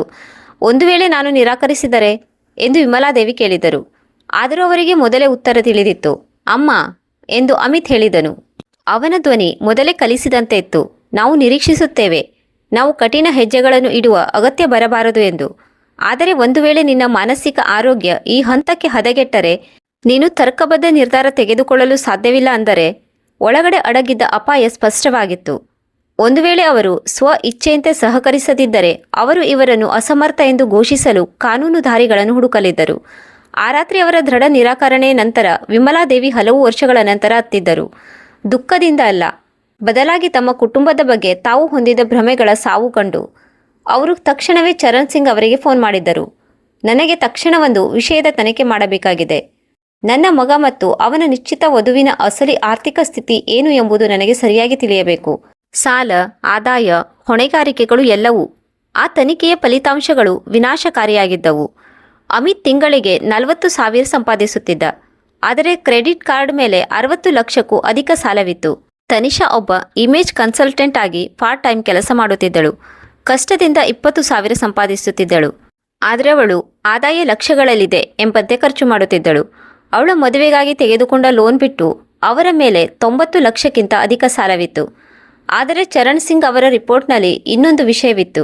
ಅದು ವಿಮಲಾದೇವಿಯರ ಹೃದಯವನ್ನು ಪೂರ್ಣವಾಗಿ ಒಡೆದು ಹಾಕಿತ್ತು. ಕಳೆದ 6 ತಿಂಗಳುಗಳಿಂದ ಅಮಿತ್ ನಿಯಮಿತವಾಗಿ ಬ್ಯಾಂಕ್ ಮತ್ತು ಇನ್ಶೂರೆನ್ಸ್ ಕಂಪನಿಗಳಿಗೆ ಫೋನ್ ಮಾಡುತ್ತಿದ್ದ. ತನ್ನ ವೃದ್ಧ ತಾಯಿಯ ಆಸ್ತಿಯ ಮೇಲೆ ಲೋನ್ ಪಡೆಯುವ ಬಗ್ಗೆ ಕೇಳುತ್ತಿದ್ದ. ಅವನು ಹಿರಿಯ ನಾಗರಿಕರ ಮೇಲೆ ಫೈನಾನ್ಷಿಯಲ್ ಪವರ್ ಆಫ್ ಅಟಾರ್ನಿ ಪಡೆಯಲು ಕಾನೂನು ಪ್ರಕ್ರಿಯೆಗಳ ಬಗ್ಗೆ ಕೇಳುತ್ತಿದ್ದ. ವಿಮಲಾದೇವಿಯ ಸ್ವಂತ ಮಗ ತಿಂಗಳುಗಳಿಂದ ಅವರನ್ನು ವ್ಯವಸ್ಥಿತ ರೀತಿಯಲ್ಲಿ ಹೊರಹಾಕುವ ಯೋಜನೆ ರೂಪಿಸುತ್ತಿದ್ದ. ಅತಿ ಹೆಚ್ಚು ನೋವಿನ ಮಾಹಿತಿ ರಿಪೋರ್ಟ್ನ ಕೊನೆಯಲ್ಲಿ ಬಂದಿತ್ತು. ಚರಣ್ ಸಿಂಗ್ ಅವರು ನೇಮಿಸಿದ್ದ ಒಬ್ಬ ಖಾಸಗಿ ಪತ್ತೆದಾರನ ಪ್ರಕಾರ ತನಿಷಾ ತನ್ನ ಸ್ನೇಹಿತರಿಗೆ ಹೇಳುತ್ತಿದ್ದಳು, ತಾನು ಒಬ್ಬ ಹೆಚ್ಚು ಸುಂದರವಲ್ಲದ ಮತ್ತು ಹೆಚ್ಚು ವಯಸ್ಸಾದ ವ್ಯಕ್ತಿಯನ್ನು ಮದುವೆಯಾಗುವ ಮೂಲಕ ತ್ಯಾಗ ಮಾಡುತ್ತಿದ್ದೇನೆ, ಏಕೆಂದರೆ ಅವನ ತಾಯಿಯ ಬಳಿ ಬೆಲೆ ಬಾಳುವ ಆಸ್ತಿಗಳಿವೆ ಮತ್ತು ಯಾವುದೇ ಪ್ರತಿಸ್ಪರ್ಧಿ ವಾರಸುದಾರರು ಇಲ್ಲ ಎಂದು. ಅವಳಿಗೆ ಅಮಿತ್ನೊಂದಿಗೆ ಮದುವೆಯಾಗುವುದು ಪ್ರೀತಿಯಿಂದಲ್ಲ, ಬದಲಾಗಿ ವಿಮಲಾದೇವಿಯ ಆಸ್ತಿಯಲ್ಲಿ ಒಂದು ಸ್ಟ್ರಾಟಜಿಕ್ ಇನ್ವೆಸ್ಟ್ಮೆಂಟ್ ಆಗಿತ್ತು. ವಿಮಲಾದೇವಿ ವಾರಗಳವರೆಗೆ ಯೋಚಿಸಿದ್ದರು, ಬಹುಶಃ ತಾನು ತನ್ನ ಅಸಲಿ ಆರ್ಥಿಕ ಸ್ಥಿತಿಯನ್ನು ತಿಳಿಸಬೇಕೆಂದು. ಈ ಆಘಾತದಿಂದ ಅವರು ತಮ್ಮ ನಡವಳಿಕೆಯ ಬಗ್ಗೆ ಮರುಚಿಂತನೆ ಮಾಡಬಹುದು ಎಂದು. ಆದರೆ ಆ ರಿಪೋರ್ಟ್ ಓದಿದ ಮೇಲೆ ಅವರು ಅರ್ಥ ಮಾಡಿಕೊಂಡರು, ಇದು ಹಣ ಅಥವಾ ಒತ್ತಡದ ಬಗ್ಗೆ ಅಲ್ಲ, ಬದಲಾಗಿ ಇದು ಶುದ್ಧ ಲೆಕ್ಕಾಚಾರದ ಲೋಭದ ಬಗ್ಗೆ ಇತ್ತು. ಅದು ಅವರ ಮಗನನ್ನು ಎಷ್ಟು ಭ್ರಷ್ಟಗೊಳಿಸಿತೆಂದರೆ ಅವನಿಗೆ ಸರಿ ತಪ್ಪು ಗುರುತಿಸಲು ಕೂಡ ಕಷ್ಟವಿತ್ತು. ಮದುವೆಯ ಮುಂಚಿನ ದಿನಗಳು ಯಾವುದೇ ಯಾತನೆಗಿಂತ ಕಡಿಮೆ ಇರಲಿಲ್ಲ. ಅಮಿತ್ನ ಪ್ರತಿ ಫೋನ್ ಕಾಲ್ ಅವರ ಮೇಲೆ ಮರುಚಿಂತನೆ ಮಾಡುವ ಹೊಸ ಒತ್ತಡವಾಗಿರುತ್ತಿತ್ತು. ತನಿಷಾಳ ಪ್ರತಿ ಭೇಟಿಯಲ್ಲೂ ಅವರ ಹಠ ಮತ್ತು ಸ್ವಾರ್ಥದ ಬಗ್ಗೆ ವಿಷಕಾರಿ ಟೀಕೆಗಳು ಇರುತ್ತಿದ್ದವು. ಮತ್ತು ಈಗ ಚರಣ್ ಸಿಂಗ್ ಅವರಿಗಾಗಿ ಕಾಯುತ್ತಿರುವಾಗ ವಿಮಲಾದೇವಿಗೆ ಅರಿವಾಯಿತು. ಎಲ್ಲವೂ ಈಗ ಅನಿವಾರ್ಯ ಹಂತಕ್ಕೆ ತಲುಪಿದೆ ಎಂದು. ಇದು ಸೇಡು ಅಥವಾ ಕ್ರೌರ್ಯವಾಗಿರಲಿಲ್ಲ, ಇದು ನ್ಯಾಯವಾಗಿತ್ತು. ಇದು ಅವರ ಕರ್ಮಗಳ ಫಲವನ್ನು ಅವರಿಗೆ ತೋರಿಸುವ ಬಗೆಯಾಗಿತ್ತು. ಇದು ಅವರಿಗೆ ಕೆಲವು ಗೆರೆಗಳನ್ನು ಎಂದಿಗೂ ದಾಟಬಾರದು ಎಂದು ಕಲಿಸುವ ಬಗ್ಗೆಯಾಗಿತ್ತು. ವಿಮಲಾದೇವಿ ತಮ್ಮ ಅಪಾರ್ಟ್ಮೆಂಟ್ನ ನೆರೆಯವರಾದ ಶರ್ಮಾ ಅವರಿಗೆ ಫೋನ್ ಮಾಡಿದರು. ಅವರು ಕಳೆದ ಹಲವು ತಿಂಗಳುಗಳಿಂದ ವಿಮಲಾದೇವಿಯವರ ಮನೆಯಲ್ಲಿ ನಡೆಯುತ್ತಿದ್ದ ಒತ್ತಡದ ಭೇಟಿಗಳ ಮೂಕ ಸಾಕ್ಷಿಯಾಗಿದ್ದರು. ಶರ್ಮಾ ಅವರೇ, ನಾನು ವಿಮಲಾ ಮಾತನಾಡುತ್ತಿದ್ದೇನೆ. ನನಗೆ ನಿಮ್ಮಿಂದ ಒಂದು ಬಹಳ ಮುಖ್ಯವಾದ ಸಹಾಯ ಬೇಕಿದೆ. ನೀವು ನನ್ನ ಡೆಸ್ಕ್ನ ಇನ್ನೊಂದು ಬದಿಯಲ್ಲಿರುವ ಬ್ರೌನ್ ಫೋಲ್ಡರ್ ತರಬಹುದೇ? ಹೌದು, ಈಗಲೇ. ಇದು ಎಮರ್ಜೆನ್ಸಿ. ಶರ್ಮಾ ಇವರ ಪತಿಯ ನಿಧನದ ನಂತರ ಇವರಿಗೆ ಸೋದರನಂತಿದ್ದರು ಮತ್ತು ವಿಮಲಾದೇವಿ ತಿಳಿದಿದ್ದರು ತಾವು ಅವರ ಮೇಲೆ ಕಣ್ಣು ಮುಚ್ಚಿ ನಂಬಿಕೆ ಇಡಬಹುದು ಎಂದು. ಶರ್ಮಾ ಅವರಿಗೆ ವಿಮಲಾದೇವಿಯ ಮಗ ಅಮಿತ್ ಕೂಡ ಈಗ ವಿಚಿತ್ರವಾಗಿ ಕಾಣತೊಡಗಿದ್ದ. ಅವರು ವಿಮಲಾದೇವಿಯವರಿಗೆ ಹೇಳುತ್ತಿದ್ದರು, ನಿಮ್ಮ ಮಗ ಮೊದಲಿನಂತೆ ವಿಶ್ ಮಾಡುವುದಿಲ್ಲ. ಮೊದಲು ಅವನು ಬಂದಾಗಲೆಲ್ಲ ನನ್ನೊಂದಿಗೆ ಮಾತನಾಡುತ್ತಿದ್ದ. ಈಗ ಅವನು ನಾಚಿಕೆಯಿಂದ ಮತ್ತು ಅವಸರದಲ್ಲಿ ಒಳಗೆ ಹೊರಗೆ ಹೋಗುತ್ತಾನೆ. ಶರ್ಮಾ ಯಾವ ಫೋಲ್ಡರ್ ತರಲು ಹೊರಟಿದ್ದರೋ ಅದರಲ್ಲಿ ಅಂತಹ ದಾಖಲೆಗಳಿದ್ದವು. ಅದನ್ನು ಅವರ ಕುಟುಂಬದಲ್ಲಿ ಯಾರು ಎಂದಿಗೂ ನೋಡಿರಲಿಲ್ಲ. ಬ್ಯಾಂಕ್ ಸರ್ಟಿಫಿಕೇಟ್, ಆಸ್ತಿಯ ಟೈಟಲ್, ಹೂಡಿಕೆ ರೆಕಾರ್ಡ್ಗಳು. ಅದನ್ನು ಇವರ ಪತಿ ದಶಕಗಳ ಕಾಲ ಗುಪ್ತವಾಗಿಟ್ಟಿದ್ದರು. ಒಬ್ಬ ಸಾಮಾನ್ಯ ಪಿಂಚಣಿಯಲ್ಲಿ ಬದುಕುವ ಬಡ ವಿಧವೆ ವಾಸ್ತವವಾಗಿ ಎಂತಹ ಮಹಿಳೆಯಾಗಿದ್ದರೆಂದರೆ ಅವರ ಬಳಿ ಕೇವಲ ಒಂದು ನಿರ್ಧಾರದಿಂದ ಜೀವನವನ್ನೇ ಬದಲಾಯಿಸಬಲ್ಲ ಸಂಪನ್ಮೂಲಗಳಿದ್ದವೆಂದು ಈ ದಾಖಲೆಗಳು ಸಾಬೀತುಪಡಿಸುತ್ತಿದ್ದವು. ಬ್ಯಾಂಕ್ವೆಟ್ ಹಾಲ್ನ ಪಾವತಿಯ ಬಗ್ಗೆ ಹೇಳಿ ಎಂದು ವಿಮಲಾದೇವಿ ಕೇಳಿದರು. ಆದರೆ ಅವರಿಗೆ ರದ್ದುಗೊಳಿಸಲಾಗಿದೆ ಎಂದು ಮೊದಲೇ ತಿಳಿದಿತ್ತು. ಚರಣ್ ಸಿಂಗ್ ಖಚಿತಪಡಿಸಿದರು. ನೀವು ನೀಡಿದ ಗ್ಯಾರಂಟಿ ಕ್ರೆಡಿಟ್ ಡೆಪಾಸಿಟ್ ಅನ್ನು ಇಂದು ರಾತ್ರಿ ವಾಪಸ್ ತೆಗೆದುಕೊಳ್ಳಲಾಗುವುದು. ಅತಿಥಿಗಳು ಹೋಗುವ ಮೊದಲು ಅವರು ಪಾವತಿ ಮಾಡಲು ಬೇರೆ ಮಾರ್ಗ ಹುಡುಕಬೇಕಾಗುತ್ತದೆ. 3 ವರ್ಷಗಳಿಂದ ಅವರು ಆ ಅದೃಶ್ಯ ರಕ್ಷಣಾ ಜಾಲವಾಗಿದ್ದರು. ಅದು ಅಮಿತ್ ಮತ್ತು ತನಿಷಾ ಅವರ ಜೀವನವನ್ನು ಉಳಿಸಿತ್ತು. ಅವರು ಯಾವ ಅಪಾರ್ಟ್ಮೆಂಟ್ನಲ್ಲಿ ವಾಸಿಸುತ್ತಿದ್ದರೋ, ಯಾವ ಕಾರನ್ನು ಚಲಾಯಿಸುತ್ತಿದ್ದರೋ, ಅಷ್ಟೇ ಏಕೆ ಆ ಕ್ಷಣದಲ್ಲಿ ನಡೆಸುತ್ತಿದ್ದ ಮದುವೆ, ಅವೆಲ್ಲವೂ ವಿಮಲಾದೇವಿಯ ಗುಪ್ತ ಆರ್ಥಿಕ ಬೆಂಬಲದಿಂದಲೇ ಸಾಧ್ಯವಾಗಿತ್ತು. ನಾನು ನೀವು ಒಂದು ವಿಷಯ ಅರ್ಥ ಮಾಡಿಕೊಳ್ಳಬೇಕೆಂದು ಬಯಸುತ್ತೇನೆ ಚರಣ್ ಸಿಂಗ್ ಎಂದು ವಿಮಲಾದೇವಿ ಹೇಳಿದರು. ಇದು ಕ್ರೌರ್ಯ ಅಥವಾ ಸೇಡಲ್ಲ. ಇದು ಅವರಿಗೆ ವಸ್ತುಗಳ ಅಸಲಿ ಮೌಲ್ಯವನ್ನು ಕಲಿಸಲು ಇರುವ ಏಕೈಕ ದಾರಿ. ಬಹಳ ದೀರ್ಘಕಾಲದವರೆಗೆ ನಾನು ಅವರನ್ನು ಅವರ ಕೆಲಸಗಳ ಪರಿಣಾಮಗಳಿಂದ ರಕ್ಷಿಸಿದೆ ಮತ್ತು ಆ ರಕ್ಷಣೆಯೇ ಅವರನ್ನು ಭ್ರಷ್ಟಗೊಳಿಸಿತು. ನಾನು ಸಂಪೂರ್ಣವಾಗಿ ಅರ್ಥ ಮಾಡಿಕೊಳ್ಳಬಲ್ಲೆ ವಿಮಲಾ ಎಂದು ಚರಣ್ ಸಿಂಗ್ ಗೌರವಯುತವಾಗಿ ಉತ್ತರಿಸಿದರು. ಅವರಿಬ್ಬರು ಒಟ್ಟಿಗೆ ಬ್ಯಾಂಕ್ವೆಟ್ ಹಾಲ್ನ ಪ್ರವೇಶ ದ್ವಾರದ ಕಡೆಗೆ ಸಾಗಿದರು ಮತ್ತು ಪ್ರತಿ ಹೆಜ್ಜೆಯಲ್ಲೂ ವಿಮಲಾದೇವಿ ತಮ್ಮ ಹೃದಯ ಜೋರಾಗಿ ಬಡಿದುಕೊಳ್ಳುತ್ತಿರುವುದನ್ನು ಅನುಭವಿಸುತ್ತಿದ್ದರು. ಇದು ಗಾಬರಿಯಲ್ಲ, ಇದು ಕಳೆದುಕೊಂಡದರ ದುಃಖ ಮತ್ತು ತಮ್ಮ ಗೌರವವನ್ನು ಮರಳಿ ಪಡೆಯುವ ನಿರೀಕ್ಷೆಯ ಒಂದು ವಿಚಿತ್ರ ಮಿಶ್ರಣವಾಗಿತ್ತು. ಯಾವಾಗ ಅವರು ಹಾಲ್ನ ಒಳಗೆ ಹೋದರೋ ಆಗ ಸಂಗೀತ ಇದ್ದಕ್ಕಿದ್ದಂತೆ ನಿಂತಿತು. 150 ಜೊತೆ ಕಣ್ಣುಗಳು ಅವರ ಕಡೆಗೆ ತಿರುಗಿದವು. ವಿಮಲಾದೇವಿ ಅತಿಥಿಗಳ ಮುಖದಲ್ಲಿ ಗೊಂದಲವನ್ನು ನೋಡಬಲ್ಲವರಾಗಿದ್ದರು. ತನಿಷಾ ಮೊದಲು ಪ್ರತಿಕ್ರಿಯಿಸಿದಳು. ನೀವು ಇಲ್ಲಿ ಏನು ಮಾಡುತ್ತಿದ್ದೀರಿ ವಿಮಲಾದೇವಿ ಎಂದು ಅವಳು ಕಿರುಚುತ್ತಾ ಕೇಳಿದಳು. ನೀವು ಇಲ್ಲಿಂದ ಆಗಲೇ ಹೋಗಿದ್ರಿ. ಇವತ್ತಿನ ರಾತ್ರಿಗೆ ಇಷ್ಟು ಡ್ರಾಮಾ ಸಾಕಲ್ಲವೇ? ಅವಳ ಧ್ವನಿಯಲ್ಲಿ ಅದೇ ಅಹಂಕಾರವಿತ್ತು. ಆದರೆ ವಿಮಲಾದೇವಿ ಮೊದಲಿಗೆ ಇಲ್ಲದಿರುವ ಒಂದು ಆತಂಕದ ದನಿಯನ್ನು ಗುರುತಿಸಿದರು. ಅದು ಮೊದಲಿಗೆ ಇರಲಿಲ್ಲ. ಮಹನೀಯರೇ ಎಂದು ಚರಣ್ ಸಿಂಗ್ ಸ್ಪಷ್ಟ ಮತ್ತು ವೃತ್ತಿಪರ ಧ್ವನಿಯಲ್ಲಿ ಹೇಳಿದರು. ನಾನು ಈ ಉತ್ಸವಕ್ಕೆ ಅಡ್ಡಿಪಡಿಸಿದ್ದಕ್ಕಾಗಿ ಕ್ಷಮೆ ಇರಲಿ. ಆದರೆ ನಾನು ಅಮಿತ್ ಮತ್ತು ತನಿಷಾ ಅವರೊಂದಿಗೆ ಕೆಲವು ಮುಖ್ಯ ಕಾನೂನು ವಿಷಯಗಳ ಬಗ್ಗೆ ಚರ್ಚಿಸಬೇಕಿದೆ. ಇದರ ನಂತರ ಆವರಿಸಿದ ಮೌನ ಎಷ್ಟು ಗಾಢವಾಗಿತ್ತೆಂದರೆ ಏರ್ ಕಂಡೀಷನರ್ನ ಶಬ್ದವನ್ನು ಕೂಡ ಕೇಳಬಹುದಾಗಿತ್ತು. ಅಮಿತ್ ಮೆಲ್ಲನೆ ಅವರ ಕಡೆಗೆ ಬಂದನು. ಅವನ ಮುಖ ಬಿಳುಚಿಕೊಂಡಿತ್ತು. ಇಲ್ಲಿ ಏನು ನಡೆಯುತ್ತಿದೆ ಅಮ್ಮ?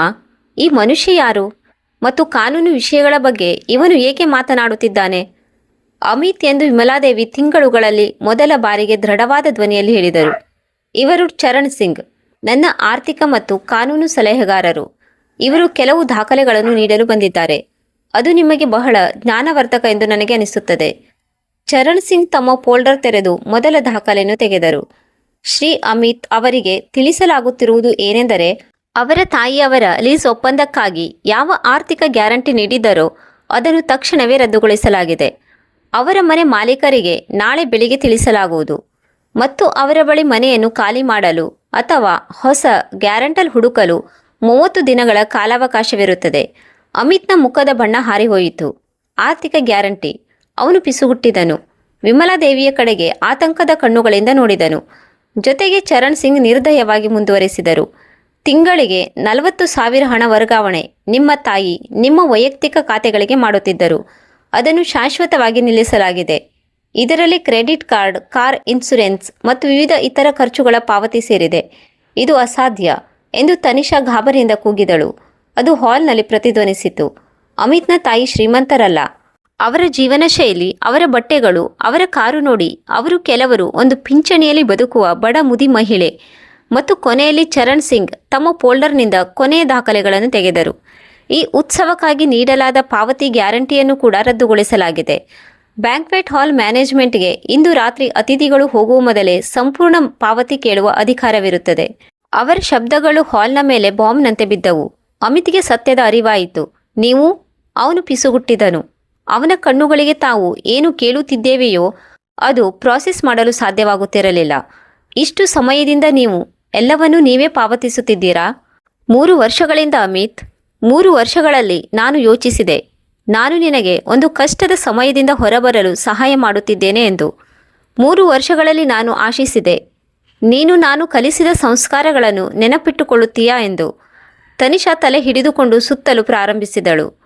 ಹೀಗೆ ಆಗಲು ಸಾಧ್ಯವಿಲ್ಲ, ಇದು ಸುಳ್ಳು ಎಂದು ಅವಳು ಕಿರುಚಿದಳು. ಪ್ರದರ್ಶನವು ವಂಚನೆಯಿಂದ ಕೂಡಿರುತ್ತದೆ ತನಿಷಾ ಎಂದು ವಿಮಲಾದೇವಿ ಹೇಳಿದರು. ಹಲವು ವರ್ಷಗಳಿಂದ ನಾನು ಸರಳವಾಗಿ ಬದುಕಲು ನಿರ್ಧರಿಸಿದೆ. ಏಕೆಂದರೆ ನನ್ನ ಪತಿ ಮತ್ತು ನಾನು ನಂಬಿರುವುದೇನೆಂದರೆ ಪ್ರದರ್ಶನಕ್ಕಿರುವ ಸಂಪತ್ತು ಸಮಸ್ಯೆಗಳನ್ನು ಸೃಷ್ಟಿಸುತ್ತದೆ ಎಂದು. ಇದು ಒಂದು ಬಹಳ ಬುದ್ಧಿವಂತಿಕೆ ನಿರ್ಧಾರವಾಗಿ ಹೊರಹೊಮ್ಮಿತು. ಅಮ್ಮ ಎಂದು ಅಮಿತ್ ಒಡೆದ ಧ್ವನಿಯಲ್ಲಿ ಹೇಳಿದನು. ದಯವಿಟ್ಟು ಇದನ್ನು ಸರಿಪಡಿಸಲು ಯಾವುದಾದರೂ ದಾರಿ ಇದ್ದೇ ಇರುತ್ತದೆ. ಮದುವೆ, ಅತಿಥಿಗಳು, ಎಲ್ಲವೂ ಇದನ್ನು ಸರಿಪಡಿಸಲು ಇರುವ ಏಕೈಕ ದಾರಿ ಅಮಿತ್. ವಿಮಲಾದೇವಿ ಉತ್ತರಿಸಿದರು. ನೀವು ಹೀಗೆ ನಮ್ಮ ಜೀವನವನ್ನು ಹಾಳು ಮಾಡಬಾರದಿತ್ತು. ನಿಮ್ಮ ಜೀವನವನ್ನು ನಾನು ಹಾಳು ಮಾಡುತ್ತಿದ್ದೇನೆಯೇ? ನಿನ್ನ ಪತ್ನಿ ನನಗೆ 150 ಜನರ ಮುಂದೆ ಕೆನ್ನೆಗೆ ಬಾರಿಸಿ ನನಗೆ ಅವಮಾನ ಮಾಡಿದಾಗ ನೀನು ಸುಮ್ಮನೆ ನಿಂತಿರಲಿಲ್ಲವೇ?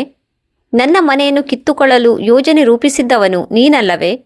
ಆದರೆ ಅದು ಬೇರೆಯೇ ವಿಷಯವಾಗಿತ್ತು ಎಂದು ಅಮಿತ್ ಪಿಸುಗುಟ್ಟಿದನು. ಆದರೂ ಅವನ ಧ್ವನಿಯಲ್ಲಿ ಯಾವುದೇ ದೃಢ ನಂಬಿಕೆ ಇರಲಿಲ್ಲ. ನಿನಗೆ ಗೊತ್ತಿರಲಿಲ್ಲವೇ? ನನ್ನ ಮನೆ ಮಾರಲು ನೀನು ಒಂದು ಕೌಟುಂಬಿಕ ಬಲೆ ಹೆಣೆಯುತ್ತಿದ್ದುದು? ನನಗೆ ತಿಳಿಯದಂತೆ ಒಬ್ಬ ವ್ಯಾಲಿಯರ್ನನ್ನು ನೀನು ಕರೆತಂದಿದ್ದು ನಿನಗೆ ಗೊತ್ತಿರಲಿಲ್ಲವೇ? ನನ್ನನ್ನು ಅಸಮರ್ಥ ಎಂದು ಘೋಷಿಸಲು ಕಾನೂನು ದಾರಿಗಳನ್ನು ನೀನು ಹುಡುಕುತ್ತಿದ್ದುದು ನಿನಗೆ ಗೊತ್ತಿರಲಿಲ್ಲವೇ? ಚರಣ್ ಸಿಂಗ್ ತಕ್ಷಣವೇ ಇನ್ನೊಂದು ದಾಖಲೆಯನ್ನು ತೆಗೆದರು. ಶ್ರೀ ಅಮಿತ್, ನಾನು ನಿಮಗೆ ಇದನ್ನು ತಿಳಿಸಬೇಕಿದೆ.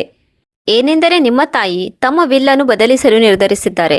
ಯಾವೆಲ್ಲ ಆಸ್ತಿಗಳು ಮೊದಲು ನಿಮಗೆ ವಾರಸುದಾರರಾಗಿ ಸಿಗಬೇಕಿತ್ತೋ ಅವೆಲ್ಲವನ್ನು ಈಗ ಕುಟುಂಬದ ದೌರ್ಜನ್ಯದಿಂದ ವೃದ್ಧರನ್ನು ರಕ್ಷಿಸುವ ಒಂದು ಚಾರಿಟಿಗೆ ನೀಡಲು ನಿರ್ಧರಿಸಲಾಗಿದೆ.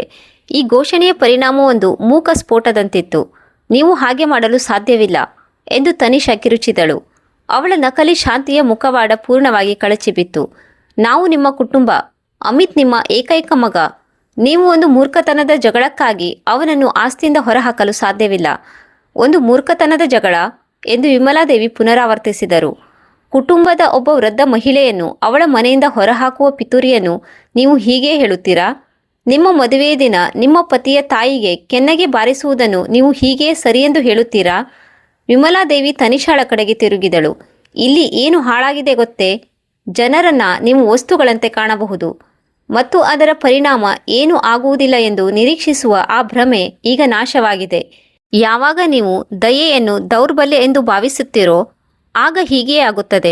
ಇದನ್ನು ಸರಿಪಡಿಸಲು ಒಂದು ದಾರಿ ಇದೆ ಅಮಿತ್ ಎಂದು ವಿಮಲಾದೇವಿ ಹೇಳಿದರು. ನೋವನ್ನು ಅನುಭವಿಸುತ್ತಲೇ ನೇರವಾಗಿ ಅವನ ಕಣ್ಣುಗಳಲ್ಲಿ ನೋಡುತ್ತಾ, ನೀನು ಇದರಿಂದ ಕಲಿತು ಬೆಳೆಯಬಹುದು. ನೀನು ನಾನು ಆಶಿಸಿದಂಥ ಮನುಷ್ಯನಾಗಬಹುದು. ಆದರೆ ಆ ಬೆಳವಣಿಗೆ ನನ್ನ ಆರ್ಥಿಕ ಸಹಾಯವಿಲ್ಲದೆ, ನನ್ನ ಅಪಾರ್ಟ್ಮೆಂಟ್ ಇಲ್ಲದೆ ಮತ್ತು ನನ್ನ ಆಸ್ತಿ ಇಲ್ಲದೆ ಆಗಬೇಕಾಗುತ್ತದೆ. ನೀನು ಇದನ್ನು ಕಷ್ಟದ ಹಾದಿಯಲ್ಲೇ ಕಲಿಯಬೇಕಾಗುತ್ತದೆ, ಉಳಿದೆಲ್ಲರೂ ಮಾಡುವ ಹಾಗೆ. ಚರಣ್ ಸಿಂಗ್ ಮತ್ತು ವಿಮಲಾದೇವಿ ಹೊರಗೆ ನಡೆದರು. ಅವರು ಹೊರಬಂದಾಗ ಹಿಂದಿನಿಂದ ಒಂದು ಧ್ವನಿ ಬಂದಿತು. ಅದನ್ನು ಅವರು ನಿರೀಕ್ಷಿಸಿರಲಿಲ್ಲ. ನಿಲ್ಲಿಸಿ ವಿಮಲಾದೇವಿ. ಅದು ಅಮಿತ್ನ ನಾದಿನಿ ನೇಹ ಆಗಿದ್ದಳು. ಅವಳೊಬ್ಬ ಶಿಕ್ಷಕಿ ಮತ್ತು ವಿಮಲಾದೇವಿಯೊಂದಿಗೆ ಅವಳು ಯಾವಾಗಲೂ ಆತ್ಮೀಯ ಸಂಬಂಧ ಹೊಂದಿದ್ದಳು. ಅವಳು ಓಡಿ ಅವರ ಬಳಿ ಬಂದಳು. ಕಣ್ಣಿನಲ್ಲಿ ನೀರಿತ್ತು. ಅತ್ತೆ, ನನಗೆ ಈ ಬಗ್ಗೆ ಏನೂ ತಿಳಿದಿರಲಿಲ್ಲ ಎಂದು ನೇಹ ನಡುಗುತ್ತಾ ಹೇಳಿದಳು. ನನಗೆ ಗೊತ್ತು ನೇಹ, ನೀನು ಯಾವಾಗಲೂ ಭಿನ್ನವಾಗಿದ್ದೀಯಾ.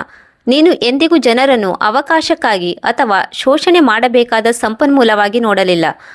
ಆದರೆ ನೀವು ನಮಗೆ ಹಣದ ಬಗ್ಗೆ ಎಂದಿಗೂ ಏಕೆ ಹೇಳಲಿಲ್ಲ? ಎಂದು ನೇಹಾ ಕೇಳಿದಳು. ಏಕೆಂದರೆ ನಿನ್ನ ಮಾವ ಮತ್ತು ನಾನು ಬಹಳ ಹಿಂದೆಯೇ ಕಲಿತಿದ್ದೇವೆ, ಹಣ ಮನುಷ್ಯನನ್ನು ಬದಲಿಸಿ ಬಿಡುತ್ತದೆ ಎಂದು. ನಾವು ಆಸ್ತಿಗಾಗಿ ಕುಟುಂಬಗಳು ಹಾಳಾಗುವುದನ್ನು ನೋಡಿದ್ದೇವೆ. ನಾವು ಸರಳವಾದ ಬದುಕನ್ನು ಆರಿಸಿಕೊಂಡೆವು, ಏಕೆಂದರೆ ನಿಜವಾಗಿಯೂ ಮುಖ್ಯವಾಗಿರುವ ಸಂಬಂಧಗಳನ್ನು ನಾವು ರಕ್ಷಿಸಬೇಕಿತ್ತು. ಅಷ್ಟರಲ್ಲಿ ಬ್ಯಾಂಕ್ವೆಟ್ ಹಾಲ್ ಮ್ಯಾನೇಜರ್ ಮಿಸ್ಟರ್ ಮಾರ್ಟಿನೇಜ್ ಅವರ ಬಳಿ ಬಂದರು. ಅವರು ವಿಮಲಾದೇವಿಯವರಿಗೆ ತಿಳಿಸಿದರು ಏನೆಂದರೆ ಗ್ಯಾರಂಟಿ ರದ್ದಾಗಿರುವ ಮಾಹಿತಿ ಅವರಿಗೆ ಸಿಕ್ಕಿದೆ ಮತ್ತು ಅವರಿಗೆ ತಕ್ಷಣವೇ 40 ಲಕ್ಷ ಹಣ ಪಾವತಿ ಆಗಬೇಕು ಎಂದು. ಮಿಸ್ಟರ್ ಮಾರ್ಟಿನೇಜ್ ಎಂದು ವಿಮಲಾದೇವಿ ಶಾಂತ ದನಿಯಲ್ಲಿ ಹೇಳಿದರು. ನಾನು ನೀಡಿದ ಆರ್ಥಿಕ ಗ್ಯಾರಂಟಿಯನ್ನು ಇಂದು ರಾತ್ರಿ ನಡೆದ ಅಸಾಧಾರಣ ಪರಿಸ್ಥಿತಿಗಳ ಕಾರಣದಿಂದ ಹಿಂಪಡೆಯಲಾಗಿದೆ. ಅಮಿತ್ ಮತ್ತು ತನಿಷಾ ಮತ್ತೊಮ್ಮೆ ಅವರ ಬಳಿ ಬಂದರು. ಅಮಿತ್ನ ಕಣ್ಣಿನಲ್ಲಿ ಬಾಲ್ಯದ ನಂತರ ಮೊದಲ ಬಾರಿಗೆ ನೀರಿತ್ತು. ಅಮ್ಮ, ದಯವಿಟ್ಟು, ನನಗೆ ಗೊತ್ತು ನಾವು ತಪ್ಪು ಮಾಡಿದ್ದೇವೆ ಎಂದು. ಆದರೆ ಇಲ್ಲಿ 150 ಜನರಿದ್ದಾರೆ. ನೀವು ಇದನ್ನೆಲ್ಲ ಒಂದು ಜಗಳಕ್ಕಾಗಿ ಹಾಳು ಮಾಡಲು ಸಾಧ್ಯವಿಲ್ಲ. ಅಮಿತ್, ನಾನು ಏನನ್ನೂ ಹಾಳು ಮಾಡುತ್ತಿಲ್ಲ. ಯಾವಾಗ ನೀನು ಪ್ರೀತಿಗಿಂತ ಲೋಭವನ್ನು ಆರಿಸಿಕೊಂಡೆಯೋ, ಯಾವಾಗ ನೀನು ಪ್ರಾಮಾಣಿಕತೆಗಿಂತ ಕುತಂತ್ರವನ್ನು ಆರಿಸಿಕೊಂಡೆಯೋ, ಆಗ ಇದೆಲ್ಲವೂ ಹಾಳಾಗಿದೆ. ಈಗ ನಾವು ಏನು ಮಾಡೋಣ ಎಂದು ತನಿಷಾ ಹತಾಶ ಧ್ವನಿಯಲ್ಲಿ ಕೇಳಿದಳು. ಎಲ್ಲ ಜವಾಬ್ದಾರಿಯುತ ಜನರು ಏನನ್ನು ಮಾಡುತ್ತಾರೋ ನೀನು ಅದನ್ನೇ ಮಾಡುತ್ತೀಯಾ? ನೀನು ಪ್ರಾಮಾಣಿಕತೆಯಿಂದ ಹಣ ಸಂಪಾದಿಸುವ ದಾರಿ ಹುಡುಕುತ್ತೀಯಾ? ನೀನು ನಿನ್ನ ಆದಾಯದ ಮಿತಿಯಲ್ಲೇ ಬದುಕುವುದನ್ನು ಕಲಿಯುತ್ತೀಯಾ? ನೀನು ಯಾವುದನ್ನು ಬಯಸುತ್ತೀಯೋ ಅದನ್ನು ಪಡೆಯಲು ಕಠಿಣ ಪರಿಶ್ರಮ ಅಗತ್ಯವಿದೆ ಎಂದು ಅರ್ಥ ಮಾಡಿಕೊಳ್ಳುತ್ತೀಯಾ? ಬದಲು ಇನ್ನೊಬ್ಬರಿಂದ ನಿರೀಕ್ಷಿಸುವುದನ್ನು ಬಿಡುತ್ತೀಯಾ? ನೇಹಾ ವಿಮಲಾದೇವಿಯವರನ್ನು ಗಟ್ಟಿಯಾಗಿ ಅಪ್ಪಿಕೊಂಡಳು. ಅತ್ತೆ, ನಾನು ನಿಮ್ಮಿಂದ ಬಹಳಷ್ಟು ಕಲಿಯಲು ಬಯಸುತ್ತೇನೆ. ನಾನು ಯಾವಾಗಲೂ ನಿಮ್ಮನ್ನು ಗೌರವಿಸುತ್ತೇನೆ ಮತ್ತು ಪ್ರೀತಿಸುತ್ತೇನೆ. ಮತ್ತು ನಾನು ಸಹ, ನೇಹಾ, ವಿಮಲಾದೇವಿ ಉತ್ತರಿಸಿದಳು. ವಿಮಲಾದೇವಿ ಮತ್ತು ಚರಣ್ ಸಿಂಗ್ ಹಾಲ್ನಿಂದ ಹೊರಬಂದರು. ಹಿಂದೆ ಹಾಲ್ ಗೊಂದಲ ಮತ್ತು ಹತಾಶೆಯಿಂದ ತುಂಬಿತ್ತು. 3 ದಿನಗಳ ನಂತರ ಫೋನ್ ಸತತವಾಗಿ ಮೊಳಗುತ್ತಿತ್ತು. ಅಮಿತ್ 37 ಬಾರಿ ಫೋನ್ ಮಾಡಿದ್ದ ಮತ್ತು ತನಿಷಾ 14 ಟೆಕ್ಸ್ಟ್ ಮೆಸೇಜ್ ಕಳುಹಿಸಿದಳು. ಚರಣ್ ಸಿಂಗ್ ವಿಮಲಾದೇವಿಯವರಿಗೆ ತಿಳಿಸಿದರು ಅಮಿತ್ ಮತ್ತು ತನಿಷಾ ಅವರನ್ನು ಅವರ ಅಪಾರ್ಟ್ಮೆಂಟ್ನಿಂದ ಹೊರಹಾಕಲಾಗಿದೆ ಎಂದು. ಬ್ಯಾಂಕ್ವೆಟ್ ಹಾಲ್ 40 ಲಕ್ಷ ವಸೂಲಿ ಮಾಡಲು ಕಾನೂನು ಕ್ರಮ ಪ್ರಾರಂಭಿಸಿದೆ ಮತ್ತು ಅವರ ಕ್ರೆಡಿಟ್ ಕಾರ್ಡ್ಗಳನ್ನು ರದ್ದುಗೊಳಿಸಲಾಗಿದೆ. ವಿಮಲಾದೇವಿ ಸ್ನೇಹಿತರು ಮತ್ತು ನೆರೆಯವರಾದ ಸ್ನೇಹಾ ಶರ್ಮಾ ಅವರನ್ನು ನೋಡಲು ಬಂದರು. ಅವರು ವಿಮಲಾದೇವಿಯವರಿಗೆ ತಿಳಿಸಿದರು ತನಿಷಾ ಮತ್ತು ಅಮಿತ್ ಇನ್ನೊಂದು ಆಟವಾಡುತ್ತಿದ್ದಾರೆ. ಅವರು ಎಲ್ಲೆಡೆ ಒಂದು ವದಂತಿ ಹಬ್ಬಿಸುತ್ತಿದ್ದಾರೆ. ಏನೆಂದರೆ ವಿಮಲಾದೇವಿಯವರ ಮಾನಸಿಕ ಸ್ಥಿತಿ ಹದಗೆಟ್ಟಿದೆ ಮತ್ತು ಮದುವೆಯಲ್ಲಿ ನಡೆದ ಡ್ರಾಮಾ ಅದಕ್ಕೆ ಸಾಕ್ಷಿ ಎಂದು. ಅಮಿತ್ ತನ್ನ ತಾಯಿಯನ್ನು ಅಸಮರ್ಥ ಎಂದು ಘೋಷಿಸಲು ನ್ಯಾಯಾಲಯದಲ್ಲಿ ಅರ್ಜಿ ಸಲ್ಲಿಸಿದನು. ಇದರಿಂದ ಅವನು ಅವರ ಆಸ್ತಿಯ ನಿಯಂತ್ರಣ ಪಡೆಯಬಹುದು ಎಂದು. ಆದರೆ ಶರ್ಮಾ ವಿಮಲಾದೇವಿಯವರಿಗೆ ತಮ್ಮ ಫೋನ್ ತೋರಿಸಿದರು. ಮದುವೆಯ ರಾತ್ರಿಯ ಕೆಲವು ವಿಡಿಯೋಗಳು ಸೋಷಿಯಲ್ ಮೀಡಿಯಾದಲ್ಲಿ ವೈರಲ್ ಆಗಿದ್ದವು. ಅದರಲ್ಲಿ ಜನರಿಗೆ ಒಬ್ಬ ವೃದ್ಧ ಮಹಿಳೆಯ ಮೇಲೆ ವರ್ಷಗಳಿಂದ ನಡೆಯುತ್ತಿದ್ದ ಅವಮಾನ ಮತ್ತು ದೌರ್ಜನ್ಯದ ಸತ್ಯ ಕಾಣಿಸುತ್ತಿತ್ತು. ಸಾವಿರಾರು ಜನರು ವಿಮಲಾದೇವಿಯ ಧೈರ್ಯವನ್ನು ಮೆಚ್ಚುತ್ತಿದ್ದರು. ಅವರು ಈ ಗೇಮ್ ಆಡಲು ಬಯಸುತ್ತಿದ್ದರೆ ಅವರಿಗೆ ತಿಳಿಯುತ್ತದೆ ಅವರು ಯಾರೊಂದಿಗೆ ಸಿಕ್ಕಿ ಹಾಕಿಕೊಂಡಿದ್ದಾರೆ ಎಂದು. ವಿಮಲಾದೇವಿಯವರು ಘೋಷಿಸಿದರು ತಾವು ತಮ್ಮ ಇಡೀ ಕಥೆಯನ್ನು ಬಹಿರಂಗವಾಗಿ ಹೇಳುತ್ತೇವೆ ಎಂದು ಮತ್ತು ಅವರು ವೃದ್ಧರ ದೌರ್ಜನ್ಯದ ಬಗ್ಗೆ ಪರಿಣಿತಿ ಹೊಂದಿರುವ ವಕೀಲರನ್ನು ಸಂಪರ್ಕಿಸಿದರು. 6 ತಿಂಗಳ ನಂತರ ವಿಮಲಾದೇವಿ ನಗರದ ಅತಿ ಮುಖ್ಯ ಟೆಲಿವಿಷನ್ ಸ್ಟುಡಿಯೋದಲ್ಲಿ ಕುಳಿತಿದ್ದರು. ತಮ್ಮ ಮಗನ ಮದುವೆಯ ವಿಡಿಯೋ ವೈರಲ್ ಆದ ಮೇಲೆ ಅವರ ವಿರುದ್ಧದ ಕಾನೂನು ಕೇಸ್ ಸಂಪೂರ್ಣವಾಗಿ ಬಿದ್ದು ಹೋಯಿತು. ಅಮಿತ್ ಮತ್ತು ತನಿಷಾ ಅವರಿಗೆ ಕಾನೂನುಬದ್ಧವಾಗಿ ಕ್ಷುಲ್ಲಕ ಕೇಸ್ ಹಾಕಿದ್ದಕ್ಕಾಗಿ ದಂಡ ವಿಧಿಸಲಾಯಿತು ಮತ್ತು ಅವರ ದಿವಾಳಿತನದ ಕಾರಣ ಅವರು ನಗರದ ಉಪನಗರದಲ್ಲಿ ಒಂದು ಬೆಡ್ರೂಮ್ನ ಅಪಾರ್ಟ್ಮೆಂಟ್ನಲ್ಲಿ ವಾಸವಾಗತೊಡಗಿದರು. ವಿಮಲಾದೇವಿಯವರಿಗೆ ಈಗ ತನಿಷಾ ಗರ್ಭಿಣಿ ಎಂದು ತಿಳಿಯಿತು. ಅವರಿಗೆ ದುಃಖವಾಯಿತು. ತಮ್ಮ ಮೊಮ್ಮಗು ತಮ್ಮ ಮೇಲೆ ದ್ವೇಷ ತುಂಬಿರುವ ಮನೆಯಲ್ಲಿ ಬೆಳೆಯಬೇಕಾಗುತ್ತದಲ್ಲವೇ ಎಂದು. ಆದರೆ ಅವರು ಜೀವನದ ಅತಿ ಕಠಿಣ ಪಾಠ ಕಲಿತಿದ್ದರು. ತಾವು ಅಂತಹ ಜನರನ್ನು ರಕ್ಷಿಸಲು ಸಾಧ್ಯವಿಲ್ಲವೆಂದು. ವಿಮಲಾದೇವಿ ಟಿವಿಯಲ್ಲಿ ನೇರವಾಗಿ ಕ್ಯಾಮರಾ ಕಡೆಗೆ ನೋಡಿ ಹೇಳಿದರು, ಅಮಿತ್, ಒಂದು ವೇಳೆ ನೀನು ಇದನ್ನು ಕೇಳುತ್ತಿದ್ದರೆ ನೀನು ಇದನ್ನು ತಿಳಿದುಕೊಳ್ಳಬೇಕೆಂದು ಬಯಸುತ್ತೇನೆ. ನಾನು ಈಗಲೂ ನಿನ್ನನ್ನು ಪ್ರೀತಿಸುತ್ತೇನೆ. ಆದರೆ ಯಾರನ್ನಾದರೂ ಪ್ರೀತಿಸುವುದು ಎಂದರೆ ಅವರು ನನ್ನ ಮೇಲೆ ದೌರ್ಜನ್ಯ ಮಾಡಬಹುದು ಎಂದಲ್ಲ. ನನ್ನ ಹೃದಯದ ಬಾಗಿಲು ಯಾವಾಗಲೂ ನಿನಗಾಗಿ ತೆರೆದಿರುತ್ತದೆ. ಆದರೆ ಯಾವಾಗ ನೀನು ಒಬ್ಬ ಗೌರವಾನ್ವಿತ ಮನುಷ್ಯನಾಗುತ್ತೀಯೋ ಆಗ ಮಾತ್ರ. 2 ವರ್ಷಗಳು ಕಳೆದಿವೆ. ವಿಮಲಾದೇವಿ ತಮ್ಮ ಆಸ್ತಿಯ ಒಂದು ಭಾಗದಿಂದ ವಿಮಲಾದೇವಿ ವೃದ್ಧ ರಕ್ಷಣಾ ಫೌಂಡೇಶನ್ ಸ್ಥಾಪಿಸಿದ್ದಾರೆ. ಅವರು ತಮ್ಮ ಅತ್ಯಂತ ಕೆಟ್ಟ ವೈಯಕ್ತಿಕ ಅನುಭವವನ್ನು ತಮ್ಮ ಜೀವನದ ಅತಿ ಸಾರ್ಥಕ ಉದ್ದೇಶವಾಗಿ ಬದಲಿಸಿದ್ದಾರೆ. ಫೌಂಡೇಶನ್ 400ಕ್ಕೂ ಹೆಚ್ಚು ವೃದ್ಧರಿಗೆ ಅವರ ಆರ್ಥಿಕತೆ, ಅವರ ಆಸ್ತಿಗಳು ಮತ್ತು ಅತಿ ಮುಖ್ಯವಾಗಿ ಅವರ ಆತ್ಮಗೌರವದ ಮೇಲೆ ನಿಯಂತ್ರಣ ಪಡೆಯಲು ಸಹಾಯ ಮಾಡಿದೆ. ಅಮಿತ್ 2 ವರ್ಷಗಳಲ್ಲಿ ಅವರನ್ನು 3 ಬಾರಿ ಸಂಪರ್ಕಿಸಲು ಪ್ರಯತ್ನಿಸಿದನು. ಪ್ರತಿ ಬಾರಿಯೂ ಆರ್ಥಿಕ ಸಹಾಯ ಕೇಳಲು. ಕೊನೆಯ ಬಾರಿ ಅವರು ಫೋನ್ ಮಾಡಿದ್ದು ಯಾವಾಗ ಅಂದರೆ, ಅಮ್ಮ, ನಿನ್ನ ಅಹಂಕಾರ ನಿನ್ನ ಮೊಮ್ಮಗನಿಗಿಂತ ದೊಡ್ಡದಾಗಿದೆಯೇ? ಆಗ ವಿಮಲಾದೇವಿ ಉತ್ತರಿಸಿದರು, ಅಮಿತ್, ನನ್ನ ಗೌರವವು ನನ್ನ ಮೊಮ್ಮಗನಷ್ಟೇ ಮುಖ್ಯವಾದುದು. ಇಂದು ವಿಮಲಾದೇವಿಯವರಿಗೆ 70 ವರ್ಷ. ಅವರ ಜೀವನ 68ನೇ ವಯಸ್ಸಿಗಿಂತಲೂ ಹೆಚ್ಚು ಸಮೃದ್ಧ ಮತ್ತು ಸಾರ್ಥಕವಾಗಿದೆ. ಅವರು ಒಂದು ವಿಷಕಾರಿ ಸಂಬಂಧದ ಅಂತ್ಯ ನಷ್ಟವಲ್ಲ, ಬದಲಾಗಿ ಮುಕ್ತಿ ಎಂದು ಕಲಿತಿದ್ದಾರೆ. ಅವರು ತಮ್ಮ ಕಥೆಯ ಒಂದು ಹೊಸ ಅಧ್ಯಾಯ ಬರೆಯಲು ತಡವಾಗುವುದಿಲ್ಲ ಎಂದು ಸಾಬೀತುಪಡಿಸಿದ್ದಾರೆ. ಸ್ನೇಹಿತರೆ, ಇದು ವಿಮಲಾದೇವಿಯ ಕತೆ. ನಿಮಗೆ ಈ ಕತೆ ಇಷ್ಟವಾಗಿದೆ ಎಂದುಕೊಂಡಿದ್ದೇನೆ. ನೆನಪಿಡಿ, ಯಾರ ಸರಳತೆಯನ್ನು ಅವರ ದೌರ್ಬಲ್ಯ ಎಂದು ತಿಳಿಯುವ ತಪ್ಪು ಎಂದಿಗೂ ಮಾಡಬಾರದು. ಅಸಲಿ ಸಂಪತ್ತು ಬ್ಯಾಂಕ್ ಬ್ಯಾಲೆನ್ಸ್ನಲ್ಲಿ ಇರುವುದಿಲ್ಲ, ಬದಲಾಗಿ ತನ್ನ ಆತ್ಮಗೌರವವನ್ನು ಉಳಿಸಿಕೊಳ್ಳುವ ಧೈರ್ಯದಲ್ಲಿ ಇರುತ್ತದೆ. ಒಂದು ವೇಳೆ ನಿಮಗೆ ಈ ಕತೆ ಇಷ್ಟವಾಗಿದ್ದರೆ ಇದನ್ನು ಲೈಕ್ ಮಾಡಿ ಮತ್ತು ಸಬ್ಸ್ಕ್ರೈಬ್ ಮಾಡುವುದನ್ನು ಮರೆಯಬೇಡಿ. ನಿಮ್ಮ ಬೆಂಬಲಕ್ಕೆ ಬಹಳ ಧನ್ಯವಾದಗಳು. ಮುಂದಿನ ಕಥೆಯಲ್ಲಿ ಮತ್ತೆ ಭೇಟಿಯಾಗೋಣ. ಧನ್ಯವಾದಗಳು.